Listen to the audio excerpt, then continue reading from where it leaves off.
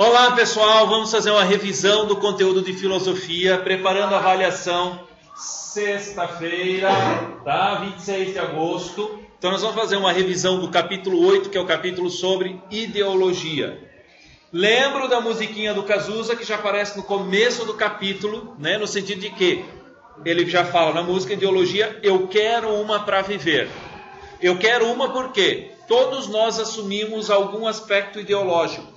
Todos nós absorvemos como um aspecto cultural, de vivência, de ideia, de racionalidade, um contexto que nós vamos chamar de ideologia. Nós não elaboramos todas as coisas, nós absorvemos. Criamos e temos iniciativa também, mas primeiro a gente absorve. Tá? E aí é que a gente cria o nosso espaço, não só espaço físico, como o meu de 3 dígitos, né? Mas o nosso espaço de pensamento na sociedade na qual a gente faz parte. Nós temos um ideólogo, né? Ou seja, um teórico, no caso, o Karl Marx, que vai tratar sobre ideologia. Só que ele vai trabalhar com ideologia como instrumento de dominação de uma classe sobre a outra. Classe econômica, financeiramente falando. Por que isso? Porque ele está envolto desse contexto no meio da Revolução Industrial na Inglaterra. Conforme até o exercício que a gente fez semana passada, ele é alemão, mas ele estava na Inglaterra e ele escreveu o contexto de alienação e de ideologia, sendo que nós estamos vendo mais o de ideologia, dentro de um contexto de revolução industrial, onde as pessoas trabalhavam 12, 14 horas, sem folga, sem feriado, sem domingo, ou seja, só trabalhar. Mas o que ele falava sobre isso? Tá? Que a ideologia é o que os donos de empresa inculcavam nas pessoas, que era necessário trabalhar. E que este era o seu destino. E você não tinha como ir contra o seu destino. Então, você tinha que absorver, assumir esses papéis sociais de operário, de trabalhador, e você não tinha como mexer nele. Daí vem outro conceito que é o de alienação. Por que alienação? Porque o trabalhador vende a sua força de trabalho. Ele doa essa força de trabalho em prol de um salário. Como é que se doa? Como é que se dá uma força de trabalho? Através do tempo. Tá? Então você doa o seu tempo de trabalho. Você vende o seu tempo de trabalho e recebe um salário. A questão da alienação é que, em Marx, a fração do valor do salário doado, ou seja, que você recebe como dinheiro, é muito pequeno comparando ao produto final, ao que a fábrica produz, por exemplo. Então, o pagamento desse salário é muito pequeno. Por isso é alienação. Lembro do filminho dos tempos modernos. O Charles Chaplin, você olhar lá o filminho, aquele dos tempos modernos, que ele sai fechando os parafusos, né? Você não sabe o que ele está fabricando, só sabe que ele está fechando o parafuso. Então ele está alienado do produto final. Ele não sabe o que ele produz.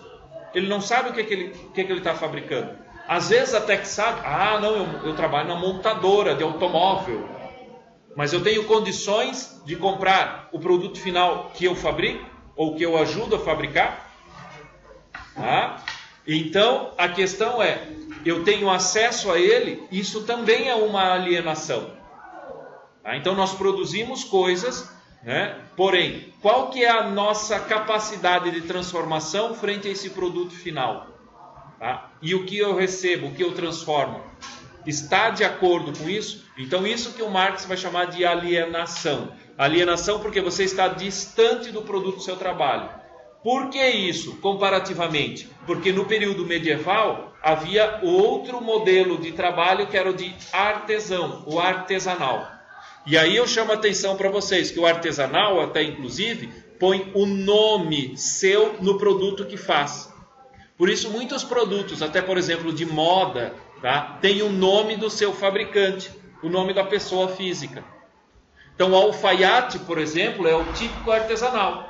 Não é comum a gente ir num alfaiate para fazer uma peça de roupa, porque ele vai fazer especificamente para você, com o seu tamanho, no seu volume certinho, tá? Então, ele é artesanal, ou seja, aí a gente diz que não há alienação. Por quê?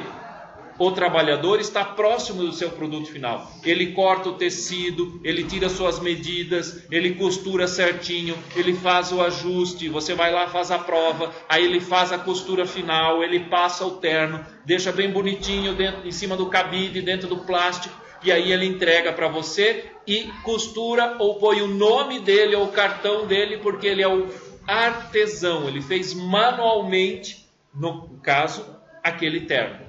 Ok? Então, existem funções ou trabalhos que são menos alienados e mais alienados. Tá?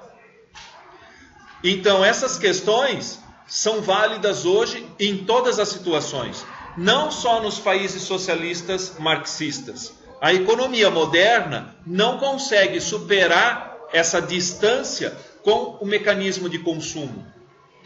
A economia moderna quer transformar todos em consumidores. Para quê? Para incentivar mais a produção.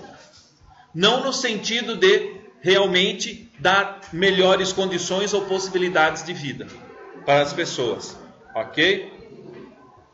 Então, tanto a ideologia quanto a alienação são válidos como modelo em toda a sociedade. Porque eles vão explicar essa diferença dessa relação como operário, como população, como povo, e os produtos que são fabricados ou que estão disponíveis na loja, mas nem sempre a gente tem poder aquisitivo de compra. Tá? Então, vamos lá. Uma das questões, exatamente como eu estou falando para vocês, da alienação, é nós conseguirmos fazer isso na sociedade, no dia a dia. Exemplo. Se você pegar um artista geralmente está muito próximo, ou seja, ele não é tão alienado sobre o seu produto final. Nós tivemos aqui, por exemplo, aqui no colégio semana passada ou retrasada, teve uma apresentação de rap, né? E com grafite lá na parede. O que é isso? É alguém que elabora o produto final do seu trabalho. Então a gente diz que não há um alto grau de alienação, porque é ele que faz. Tá? A música, ele que faz, ele que canta. Tá? Então ele está o quê? Muito próximo. Tá? Então, ou seja, é menos alienante. Um padeiro, um doceiro, um boleiro artesanal, né? Está lá na padaria desenhando o bolo, tudo isso. Ou seja, ele está muito próximo do seu produto. Tá? Porém, um borracheiro está mais ou menos, tá? Um equilíbrio sobre esse aspecto.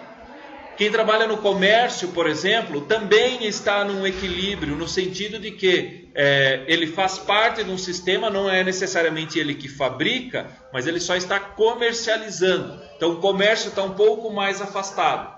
E o sistema financeiro, por exemplo, não o banqueiro, mas o bancário que trabalha no banco, está bem longe e distante.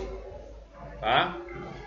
Então, o que acontece? Uma graduação, mais alienado, menos alienado. Quanto mais contato você tem naquilo que você faz, menos alienado você é. Quanto mais distante do produto que você manipula como tal, mais alienado você é. Tá? Temos também no livro o conceito de hegemonia, dentro de um teórico que é o Gramsci. O Gramsci também é um teórico da linha marxista, ou a gente diz, um teórico histórico, tá? E ele vai falar sobre a ideologia como uma hegemonia, ou seja, o que é hegemônico? É quando há participação de todos. A questão é, existem sim dois lados, ou seja, um lado do poder financeiro, um lado do poder da indústria, dos donos de indústria, ou seja, como Marx diz, dos donos dos meios de produção, que são as fábricas, e existe, por outro lado, né, o poder do operário, do trabalhador e suas famílias, ou seja, da população em geral. Qual que é a questão da hegemonia? Tá? Nós temos intelectuais orgânicos, ou seja, pessoas que pensam sobre o aspecto dos dois lados, tá? Das duas forças. Porém, nós temos pessoas que pensam, às vezes, só no sentido de manter o status ou manter esses meios de produção assim e manter a força econômica hegemônica dos financistas, né, e dos detentores de meios de produção, tá? Ou seja, os donos das fábricas. Então, a hegemonia é o quê? Os operários aceitarem esta relação sem questionamento. O que precisa haver? Equilíbrio. Tá? Quais que são os mecanismos de troca de ideias de uma parte para com a outra? A mídia, o jornal, o rádio, a conversa. Porém, a mídia também serve para dar a ideia dos poderosos, dos detentores de meio de poder, dos financistas, financeiro, e do poder dos donos de fábrica, para que os funcionários aceitem esta força. Tá? Então, qual que é o ideal? O que se deseja? Equilíbrio. Então tem que ter o quê? Intelectuais orgânicos, que entendam tanto um lado quanto o outro, para quê? Para que se equilibre as forças de produção, o valor da mão de obra vendida, que a gente vai chamar de salário, tá? Que seja equivalente a um mercado que seja saudável. Ou seja, para que não haja desequilíbrio entre valor de salário e os ganhos das empresas. Tá? Então, esse que seria, digamos assim, o cenário ideal. Outro elemento importante é a questão do comércio, da mídia e da propaganda, que a gente vai chamar como um grande elemento de consumo. O consumo também é um elemento ideológico. Nós compramos, só que eu quero comprar uma roupa de marca, eu quero comprar um tênis de uma marca, eu quero comprar uma calça jeans de uma marca, eu quero comprar, né, um agasalho da Gap, eu quero comprar um boné da Nike, qual é a outra marca lá? Hollister. Tá? Então, por quê? Porque eu quero agregar esse contexto ideológico à minha pessoa. Você comprando uma marca, você está dizendo, eu penso assim, eu ajo assim, esta característica me é necessária. Exemplo, por exemplo, no caso do skate, né? Eu tenho uma ideologia do skate, eu tenho uma ideologia do surf, eu tenho uma ideologia do esporte, eu tenho várias ideologias que eu vou comprando. É isso que o Cazuza fala quando diz, ideologia eu quero uma para viver. Mas é porque, necessariamente, nós não criamos ideologia, nós assumimos, nós absorvemos ideologia como uma esponja absorve água. Tá? Outro elemento que eu chamo a atenção sobre esse aspecto de ideologia é a questão, que talvez vocês já ouviram, com certeza, né, da globalização. O que é a globalização? Tá? E onde é que está a questão da globalização em termos de economia e de pessoas? A globalização, dentro do mecanismo de liberalismo, quer abrir todas as fronteiras a todo o comércio. Então você tem uma marca, como por exemplo, como a Nike, Adidas, né, ou grandes marcas que são multinacionais. A própria Microsoft, o iPhone, são marcas multinacionais.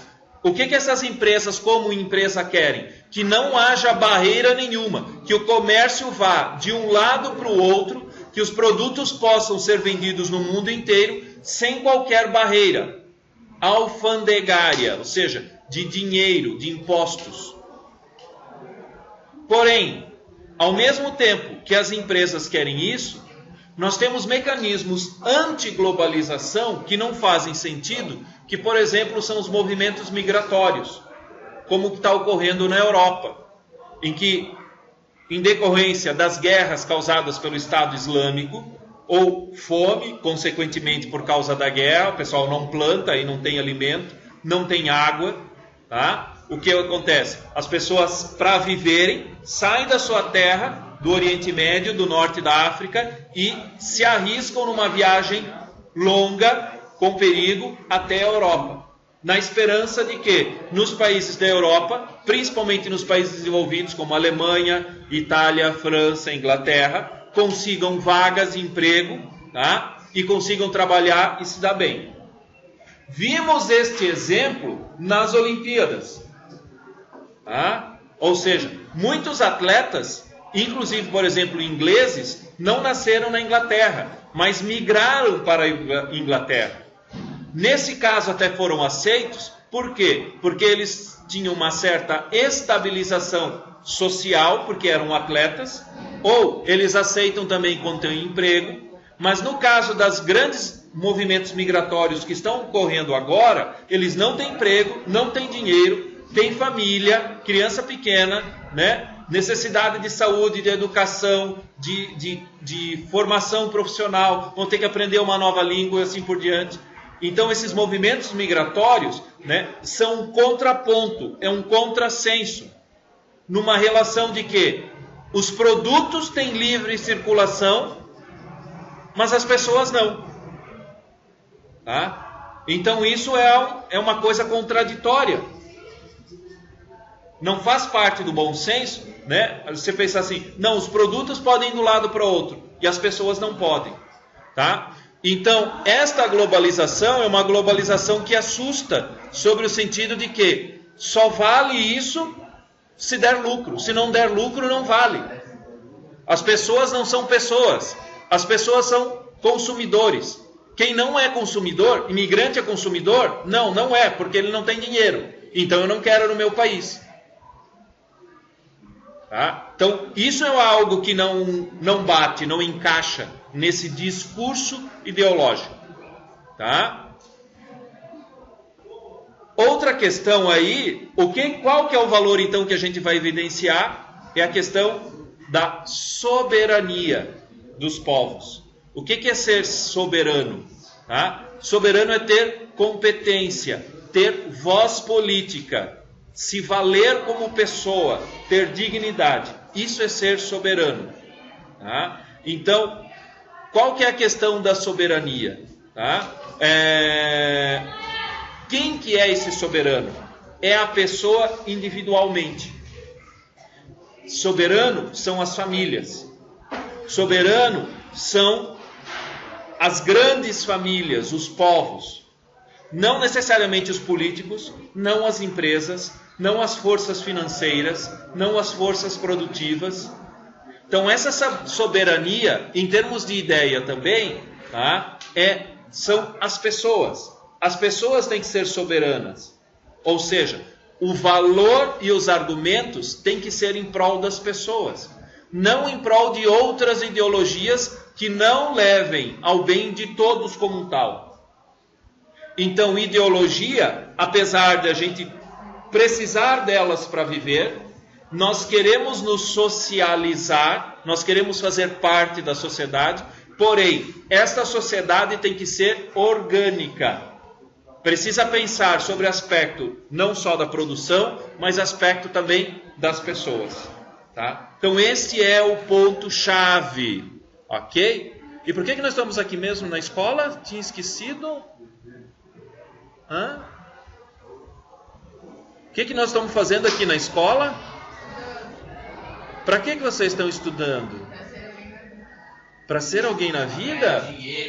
Para ganhar dinheiro? Pagar as contas? Para ir para a faculdade? Para poder comprar McDonald's? Comprar mais cachaça? Tá? Aí é que está a questão. Cuidado, porque a estrutura educacional também pode ser utilizada para disseminar ideologia e não para dar soberania. Tá? Então, uma coisa é educar, outra coisa é doutrinar. Então, cuidado com essa relação, porque a escola também pode ser doutrinadora. A escola também pode dizer para você assim, olha, você é obrigado a seguir esse parâmetro, porque se você não seguir esse parâmetro social, né, você será pária na sociedade. Ou seja, um pária é um excluído da sociedade. Então, o pária é aquele que é paralelo, ele não está dentro. E se você não está dentro, você não é aceito. Tá? Então, historicamente, por exemplo, nós temos movimentos de anticultura. O rock já foi anticultura. Tá? Exemplo de contestação cultural de uma ideologia hegemônica. Ok? Então, pessoal, é isto. Tá? Bom estudo para vocês e até a próxima aula. Porque aí a gente vai ter prova.